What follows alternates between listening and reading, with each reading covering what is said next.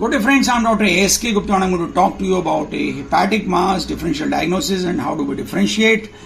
The mass over here, you can see that this is an hyperechoic mass in the right lobe of the liver with slightly irregular margins that it is causing acoustic enhancement, and this mass can be focal nodular hyperplasia, this can be hepatic adenoma, this can be a hemangioma or a old abscess.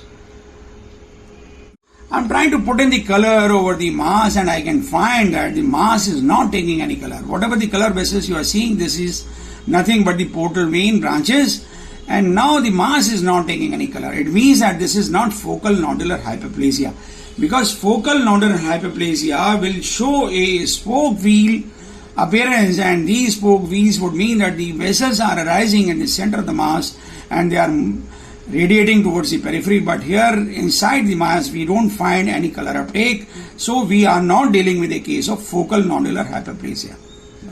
Secondly, the hepatic adenoma. Usually the hepatic adenomas, they have a considerable fat content and they are best appreciated on the CT scan examination. So it is quite unlikely that we are dealing with a hepatic adenoma, but the final diagnosis in this case should come from the CT scan. Now the third differential diagnosis, which is hemangioma. Hemangioma, as the name suggests, they should have multiple vessels, but these vessels, they are not delineated by the color Doppler, and the hemangiomas will appear like this only. They will be hyperechoic, they will not take up color on the color Doppler on ultrasound examination.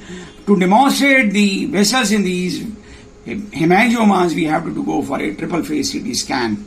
And now the fourth differential diagnosis is whether it is a collapsed residual abscess. Usually the residual abscess will have a dense periphery and a hypoechoic center.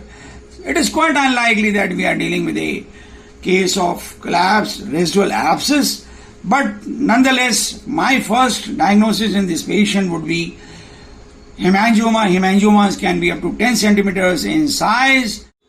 This mass is around 4 centimeters into 3.2 centimeters, and the hemangiomas can be up to 10 centimeters in size.